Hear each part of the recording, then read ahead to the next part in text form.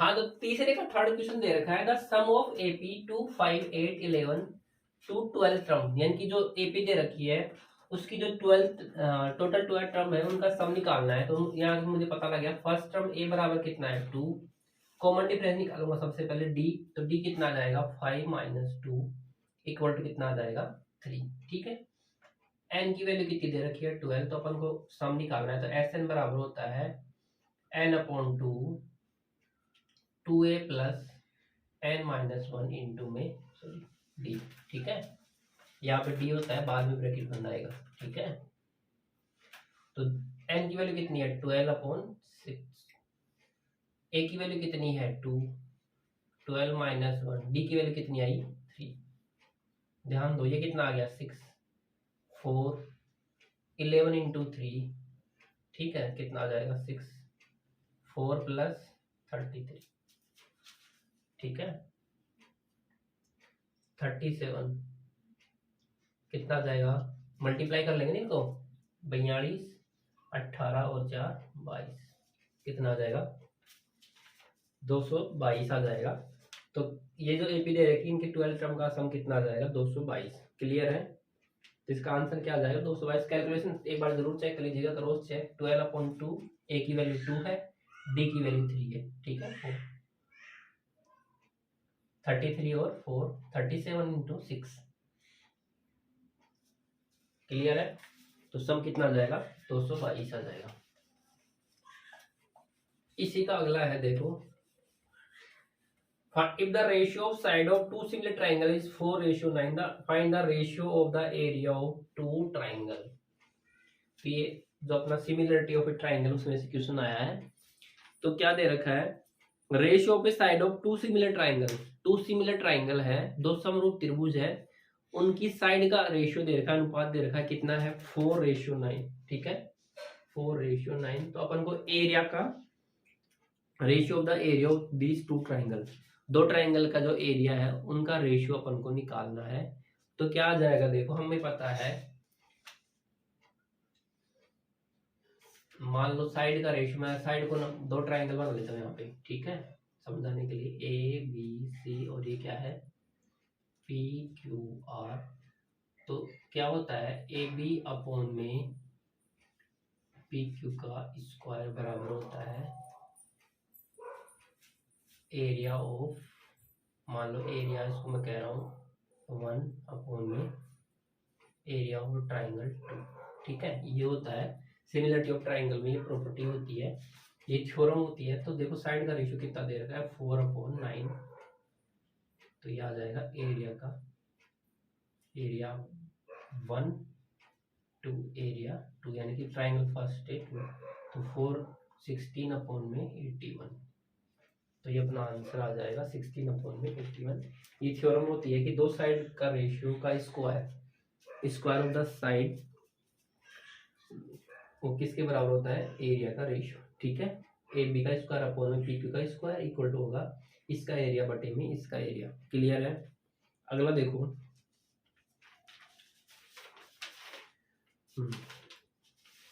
इसी में है अगला, sec 40 अपॉन में कोसेक थर्ड का फिफ्थ था। ये एकदम सही चल रहे हैं। फिर भी अगर आगे पीछे हो जाए एक बार आप कमेंट करके बता दीजिएगा। इसी में फिफ्थ है, थर्ड के फिफ्थ में sec 40 अपॉन में कोसेक 50 माइनस sec 50 अपॉन में कोसेक 40 की वैल्यू बतानी है। ठीक है, तो यहाँ पे अपना क्या लगेगा trigonometric ratio of complementary angle. ठीक है, पूरक कोण का त्रिकोणमितीय अनुपात लगेगा। तो मैं क्या लिख सकता हूँ इसको sec 40 को ऐसे भी लिख सकता हूँ कोसेक 90 माइनस 40 लिख सकता हूँ, क्योंकि sec किस में जाता है कोसेक में, साइन किस में जाता है कोस में, कोस किस में जाता है साइन में, से उल्टा चलता है। और अपॉन में क्या है कोसेक 50। इसी प्रकार इसको भी कोसेक में बदल सकता हूँ, तो मैं इसको लिख सकता हूँ कोसेक 90 माइनस 50 अपॉन में कोसेक 40। समझ में आया, कोसेक 90 माइनस 40 तो क्या आ जाएगा कोसेक 50 अपॉन में कोसेक 50। ये भी क्या आ जाएगा कोसेक 40 अपॉन में कोसेक 40। सेम नंबर है, सेम नंबर को सेम नंबर डिवाइड करते तो कितना आता है 1। ये भी क्या आ जाएगा 1, 1 माइनस 1 क्या आ जाएगा 0। ध्यान देना ये जो कन्वर्ट करते हैं तो जब भी डिवाइड में हो या मल्टीप्लाई में हो ऐड में हो तो हमेशा क्या करना होता है, किसी एक को चेंज करना होता है। ऐसे नहीं कि इसको भी चेंज कर दिया इसको भी चेंज कर दिया, अगर ऐसा करोगे तो वापस वैसे ही आ जाएगा, तो इसका कोई आंसर नहीं मिल पाएगा। तो या तो नीचे वाले को चेंज कर लो या ऊपर वाले को चेंज कर लो। क्लियर है इतना? क्लियर है, चलो ठीक है। तो इसका आंसर क्या आ जाएगा 0 आ गया। अगला दे रखा है इसी का 6 9 sec square theta minus 9 tan square theta की वैल्यू पूछी है। तो ध्यान दो, हम जानते हैं 1 प्लस tan स्क्वायर थीटा बराबर sec स्क्वायर थीटा। तो यहाँ से किसी एक की वैल्यू निकालूंगा, तो मैं sec स्क्वायर की वैल्यू निकाल लेता हूँ क्योंकि यहाँ पे sec स्क्वायर दे रखा है। तो क्या मैं इसको ऐसे लिख सकता हूँ 9 sec square theta minus 9 tan square theta. अब sec स्क्वायर को यहाँ से मैं क्या लिख सकता हूँ 1 plus tan square theta minus 9 tan square theta. अंदर मल्टीप्लाई कर दो 9 plus 9 tan square theta minus 9 tan square theta. समझ में आ रहा है? ये प्लस का ये माइनस का कट गया, कितना आ गया आंसर 9। तो ये अपना आ गया आंसर। क्लियर है? क्लियर है ना? और यहाँ से दूसरी प्रॉपर्टी भी यूज कर सकते हो आप, sec square theta minus tan square theta बराबर क्या होता है 1। तो यहाँ से आप डायरेक्ट भी लिख सकते हो, 9 कॉमन ले लो तो क्या आ जाएगा sec square theta minus tan square theta, और इसकी वैल्यू क्या होती है 1। कितना आ गया 9 आंसर। ऐसे भी कर सकते हो एक लाइन में, कैसे भी कर सकते हो, जैसे आपको समझ में आए वैसे कर सकते हो। क्लियर है? अगला दे रखा है at a time the shadow of a tower is equal to the height of a tower. किसी एक समय पे कोई टावर है, उसकी जो शैडो बन रही है यानी कि छाया बन रही है वो किसके बराबर हो गई, उसकी हाइट के बराबर हो गई। तो मान लेते हैं ये कोई टावर है, तो इसकी जो शैडो बनेगी, ये जो टावर है मान लो, इसकी जो शैडो बनेगी ऐसे यहाँ पे तो बनेगी, तो जितनी इसकी हाइट h है तो ये भी क्या हो गई, ये भी h हो गई। ये कहना चाह रहा है, आप समझ में आया? अगर ये हाइट h है तो ये भी क्या बन गई, h बन गई। तो यहाँ पे एंगल पूछा है थीटा। क्लियर है? Find the angle of elevation. Elevation का मतलब यहाँ से कितना, ठीक है, यहाँ से देखूंगा ना इस टावर को तो इसकी छाया ऐसे बन रही होगी यहाँ पे। क्लियर है ना? ऐसे अपन रखेंगे मार्कर को तो छाया ऐसे बनती है हमेशा। इसकी छाया किधर बनेगी, ऐसे जमीन पे बनेगी ना, ऐसे जमीन पे बनेगी। क्लियर है? इसकी छाया ऐसे जमीन पे बनेगी। और चिंता मत करो, मैं इनका डिटेल ये जो चैप्टर है उसको डिटेल सॉल्यूशन करवा दूंगा, चिंता मत करो। अभी तुम अपना मॉडल पेपर है 2 दिन परसों एग्जाम में, तो उसके अकॉर्डिंग मैं इसको सॉल्यूशन करवा रहा हूँ। अभी समझ लो जितनी टावर की हाइट h उतनी क्या होगी, इसकी छाया बन गई यानी कि शेडो बन गई, तो ये भी h है तो ये भी आ जाएगा h। तो यहाँ पे थीटा की वैल्यू पूछी है, तो देखो यहाँ पे थीटा बन रहा है तो यहाँ पे क्या बनेगा, हमेशा 90 डिग्री बनेगा ना। तो ये साइड क्या हो गई परपेंडिकुलर, ये क्या हो गई बेस, ये लंब हो गया, ये क्या हो गया आधार। लंब और आधार में किसका ट्रिग्नोमेट्रिक रेशियो होता है, tan थीटा होता है। क्या होता है, tan थीटा। तो मैं यहाँ पे क्या लूंगा, tan थीटा लूंगा। तो tan थीटा बराबर अगर मैं यहाँ पे नाम देना चाहूँ तो ए बी और सी, तो tan थीटा आ जाएगा ए बी अपॉन में बी सी। ये भी h है और ये भी क्या आ गया h। तो tan थीटा बराबर आ गया 1। अब अपन टेबल से देखेंगे कि tan कितनी डिग्री के लिए 1 होता है, तो हम जानते हैं tan 45 बराबर क्या होता है 1। तो यहाँ से थीटा की वैल्यू क्या आ गई, इसको मैं से tan theta equal to tan 45। तो यहाँ से थीटा की वैल्यू आ गई 45 डिग्री। तो एंगल ऑफ इलेवेशन कितना आ गया, 45 डिग्री आ गया। एंगल ऑफ इलेवेशन कितना आ गया, 45 डिग्री आ गया। क्लियर है? अगला दे रखा है find the value of angle in given figure. ठीक है, find the value of angle in the given figure. अब यहाँ पे चेंज कर देता है, एसी का 8th, हाँ 8th ही है, थर्ड का 8th। क्या दे रखा है, ये तो 10 मीटर दे रखा है और ये 10√3 मीटर दे रखा है। अभी देखो ये परपेंडिकुलर, ये क्या हो गया बेस, ये लंब और ये क्या हो गया आधार। तो यहाँ पे मैं tan थीटा लगाने वाला हूँ। तो tan थीटा बराबर क्या आ जाएगा 10 अपॉन में 10√3। 10 से 10 कट गया तो क्या आ गया 1/√3। अब मैं टेबल से चेक करूंगा 10 कितनी डिग्री की वैल्यू 1/√3 है। 10 कितनी डिग्री की वैल्यू 1/√3 है। तो 1/√3 आपको टेबल से पता होगा 10 जो 30 होता है उसकी वैल्यू क्या होती है 1/√3। तो ये मान लो इक्वेशन फर्स्ट और ये टू। तो from equation first and two, ठीक है, फर्स्ट एंड सेकंड से क्या आ जाएगा tan थीटा बराबर tan 30। तो यहाँ से थीटा की वैल्यू कितनी आ गई 30 डिग्री आ गई। क्लियर है, थीटा की वैल्यू कितनी आ जाएगी 30 degree.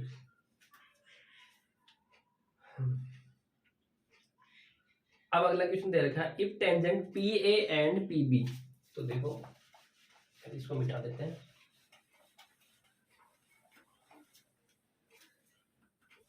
If tangent PA and PB from a point P to a circle with center O are inclined to each other at angle 80 degree, then find AOB। तो एक circle है, ये बना दिया मैंने सर्कल। एक P पॉइंट है, यहाँ से जो दो टेंजेंट ड्रॉ कर दी PA and PB, PA PB, ठीक है, ऐसे ड्रॉ कर सकते हो इसको। और यहाँ पे क्या बन रहा है सेंटर है, यहाँ पे जो एंगल बनता है आपको पता है ये क्या है रेडियस है ना, ये क्या है रेडियस है। तो यहाँ पे जो एंगल बनेगा ये भी 90 और ये भी क्या बनेगा 90, ये ओ आ गया। तो ये दोनों क्या है 80 डिग्री है।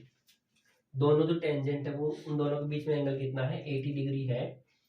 तो अपन से पूछा है angle A O B, angle A O B पूछा है, इसकी वैल्यू पूछी है। तो हमें पता है ये क्या बन रहा है क्वाड्रिलेटर बन रहा है ना, चतुर्भुज बन रहा है पी ए ओ बी, ठीक है। तो इसमें टोटल एंगल का सम कितना होता है 360। तो कितना आ जाएगा 80 plus 90 plus angle A O B plus 90 equal to कितना आ जाएगा 360। 90 और 90 कितना हो गया 180, 180 और 8 260 हो गया ना। तो angle A O B plus 260 बराबर 360। तो एंगल ए ओ बी की वैल्यू कितनी आ जाएगी 360 माइनस 260, तो कितना आ गया 100 डिग्री आ गया। तो एंगल ए ओ बी कितना आ गया 100 डिग्री आ गया। समझ में आ गया ना। टेंजेंट क्या होती है 90 डिग्री बनाती है, परपेंडिकुलर होती है, ठीक है, रेडियस के साथ जो एंगल बनाती है वो 90 डिग्री बनाती है, उसके अकॉर्डिंग आ जाएगा। अगला है कंस्ट्रक्शन वाला, क्या बोला है draw a line segment of length 9 centimetre and divide into the ratio 2:1, measure the two part, ठीक है। एक 9 सेंटीमीटर का क्या करना है अपन को एक सेगमेंट ड्रॉ करना है लाइन सेगमेंट, ठीक है, उसको 2:1 में क्या करना है डिवाइड करना है। तो देखो सबसे पहले अपन क्या बना लेंगे एक लाइन बना लेंगे 9 सेंटीमीटर की। तो देखो मैंने बना ली यहाँ पे ये ए और बी, ये कितना है 9 सेंटीमीटर। क्लियर है। इसको क्या करना है 2:1 में डिवाइड करना है। इसके लिए मैंने क्या तरीका बताया था, या तो ऊपर की साइड में ड्रॉ करो एक एक्यूट बनाती हुई लाइन, ठीक है, ये ए बी, या फिर नीचे साइड। तो मैं क्या करता हूँ नीचे साइड में एक एक्यूट एंगल बना लेता हूँ। क्लियर है। ये मान लो ये ए एक्स है, क्या है ये ए एक्स मान लो इसको। अब क्या करोगे इसमें 2:1 है ना, क्या है 2:1। तो टोटल कितना हो रहा है इसका, टोटल अगर मैं इसको ऐड करूंगा तो कितना हो रहा है 3। तो इसको 3 इक्वल पार्ट में डिवाइड करोगे। तो मैंने 3 इक्वल पार्ट में डिवाइड कर लिया 1 2 3। क्लियर है। अब क्या करो थर्ड वाले पार्ट को इससे ज्वाइन कर दो। अब यहाँ पे चेक करो कितना एंगल बना रहा है, मान लो एंगल बना रहा है, उतनी आर्क यहाँ पे ड्रॉ कर दो। ड्रॉ कर दी। ये कंपास और प्रोटेक्टर का यूज करना है। क्लियर है इतना। अब ध्यान दो ये कितना एंगल है, मान लो इतना एंगल, जितना एंगल ये उतना एंगल यहाँ पे आर्क ड्रॉ कर दो, ठीक है। और इस लाइन के पैरेलल मान लो ये क्या है B1 B2 और ये B3। इस लाइन के पैरेलल एक लाइन ड्रॉ करनी है, ये ड्रॉ कर दी मैंने मान लो, ठीक है। अच्छा 2:1 है, बिल्कुल 2:1, तो ये आ जाएगी 2 वाले पार्ट पे, ठीक है। 2:1 है तो यहाँ से कितना काउंट करेंगे 1 2। अगर 1:2 होता तो यहाँ से कितना काउंट करते 1। ये जो बी और B3 है उसके पहले लाइन ड्रॉ करनी है, इसका मैंने नाम दे दिया मान लो P। तो ये जो रेशियो आया 2:1, तो जो AP अपॉन में PB आ गया वो कितना आ गया 2/1 आ गया। क्लियर है। जो जो मैंने किया उसके अकॉर्डिंग अपन यहाँ पे स्टेप लिख देंगे। स्टेप तो लिख दोगे ना। क्या किया सबसे पहले draw a line segment AB, ठीक है, कितने सेंटीमीटर का 9 सेंटीमीटर का। फिर क्या किया draw a line A X which make the acute angle with the A B, इसके साथ एक्यूट एंगल बना रही है मान लो, क्लियर है। उसके बाद जो ए एक्स था उसको कितने पार्ट में डिवाइड किया, 3 पार्ट में, इस प्रकार डिवाइड किया तो क्या आया, A B one equal to B one B two equal to B two B three, इस प्रकार डिवाइड कर लिया। फिर इस बी थ्री वालों को इसके ज्वाइन कर दिया, ज्वाइन करने के बाद इसके पैरेलल लाइन एक ड्रॉ कर दी तो वो क्या आ गया, 2:1 आ गया, क्लियर है। अगला है इसी में, find the area of A sector of a circle with radius 6 centimetre if angle of sector is 60 degree, ठीक है। एक रेडियस दे रखी है,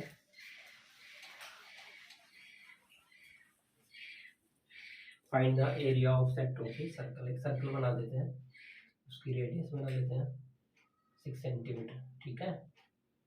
और जो सेक्टर का एंगल है वो 60 डिग्री है, एक एंगल ऑफ सेक्टर 60 डिग्री। तो ये वाला जो सेक्टर बन रहा है इसका मुझे क्या निकालना है, एरिया निकालना है। तो हमें पता है एरिया ऑफ सेक्टर क्या होता है, थीटा अपॉन में 360 इंटू पाई आर स्क्वायर, यही होता है। थीटा कितना है, 60 अपॉन में 360 इंटू में 3.14 ले सकते हो आप यहाँ पे, 6 इंटू 6, तो ये कितना आ गया, 6 आ गया, 6 से 6 कट गया तो 3.14 इंटू में 6, इसको मल्टीप्लाई करो कितना आ जाएगा, 24, 6 और 2 8, 36 18, 18.84 अगर सेंटीमीटर में देगा तो सेंटीमीटर का स्क्वायर, क्लियर है। अगला है ए बॉक्स कंटेन 3 ब्लू, किसी का 12th है तो ब्लू कितनी है 3, वाइट कितनी है 2 और रेड कितनी है 4, ठीक है।